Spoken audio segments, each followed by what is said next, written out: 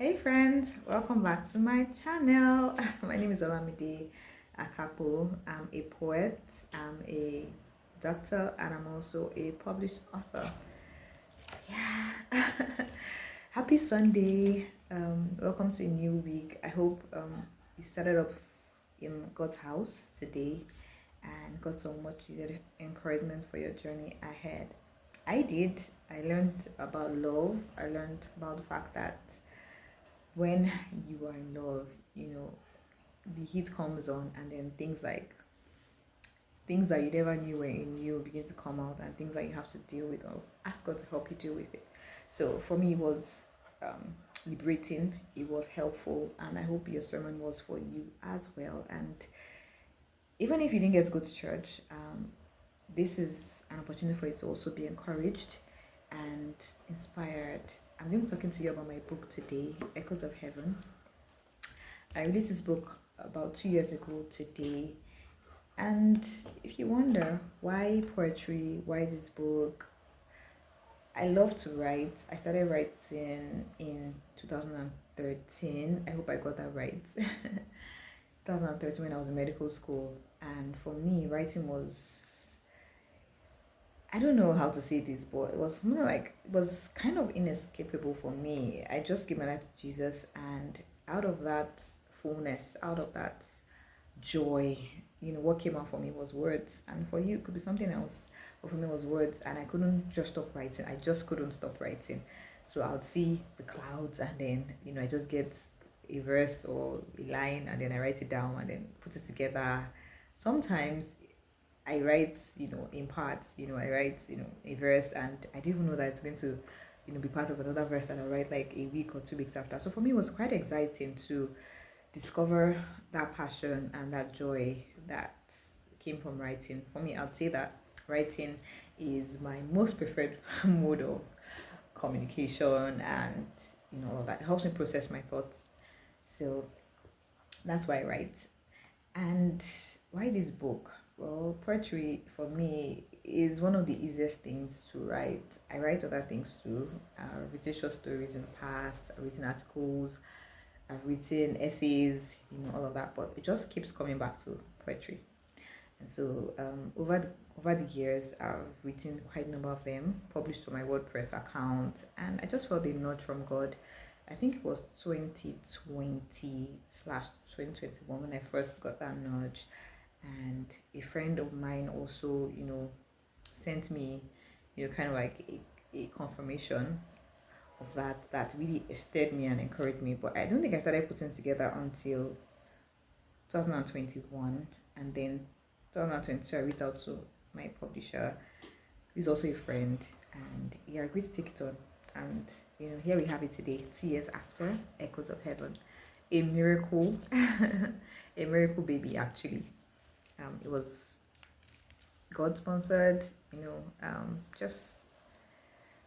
just amazing what God has done through this book. People, have been encouraged, people have been helped, people have been inspired, and there are real people behind this book, also who have really felt that encouragement from the Lord from just reading it. So I want to share a piece of that with you today. On page 30 of Echoes of Heaven by Olamide Oti-Akappo. So Oti is my maiden name, and I started writing when I was Oti, so hence the compound name on this work. So, title of the poem I'll share with you today is Finding Wonder. And one of that beautiful thing about this book is that it's illustrated. So for every poem is an accompanying illustration by the Tony Babarindi. So yeah, so I'll share Finding Wonder with you today, and I kind of give a backstory or a thought process behind the poem. And I hope that something that you hear today encourages you. So let's go. Every day we are alive, we leak wonder. Like raindrops from the sky, little drops make a mighty ocean. What used to amuse us no longer does. The company we cherished now bore us. The places we once loved to visit no longer excite us. Once we were babes, easily amused and entertained by the silly cooing of our parents, awestruck that we could vocalize words like papa, amazed that our feet could carry us when we took that first step. Now we seldom remember the falls and trips that got us here. How does one recover wonder? How does the ocean of wonder become clouds again?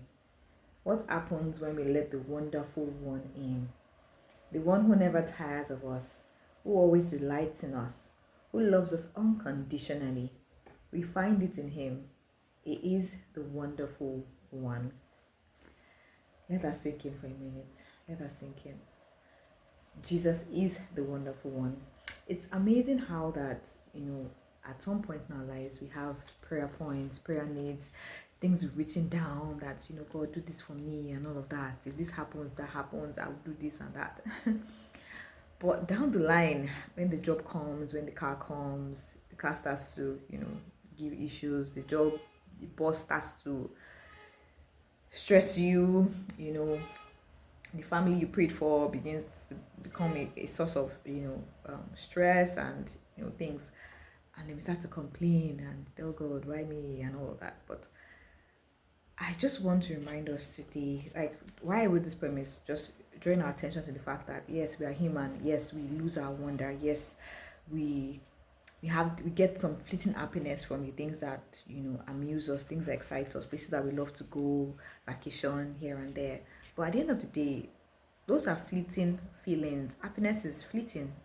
But joy is something that comes from God, something that comes from Jesus, so that in every circumstance that we find ourselves, it just helps us to remain hopeful, to remain joyful, to remain in a state of wonder.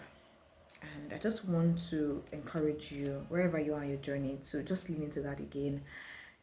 Maybe it's been years since you met him. Maybe you've never met him before. Maybe you're, on the fringes with questions. I'm telling you, and I'm from somebody who has walked this journey. I'm reminding you and encouraging you to the fact that Jesus is the wonderful one. Whatever you're looking for, that void you're trying to fill with other things, those things can only give you a fleeting sense of satisfaction. That job, that pay raise, the most permanent source of satisfaction that our souls long for. All our souls were created quite ingeniously by God with that void that only him can fill. I think that's ingenious. If I were if you were, God, none of us can be God, but just like it stands to reason. I created you for me. And so something in you will always keep calling out to me. And so I think that's what that's how we should respond when we feel, that dryness or that loss of excitement, that loss of amusement. Then we go back to him and say, God, you are the one who fills me. You are the one who gives me joy. Give me joy again. Fill my heart with joy again. Help me to remember that you are the wonderful one. And so that's the heart behind the poem. And I hope that we can take that away today, even as we look over, over the week, demands of work that you prayed for, by the way, demands of family, demands of relationships.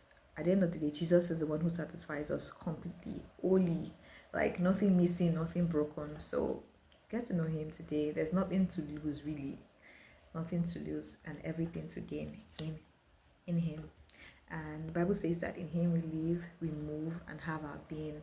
And just to remind you that can be you too. You can also have that testimony that in him you live, you move, and have your being. That's the safest place to be. Have a wonderful, wonderful week ahead, guys. I hope you enjoyed this video, and if you did, please share with a friend, like, subscribe, support the movement. Poetry can seem so simple, but God can use anything and anyone to get his word across. And happy that this one is an instrument of that. So get a copy for yourself too if you don't have one already. See you in my next video. Bye, and have a wonderful, wonderful week ahead.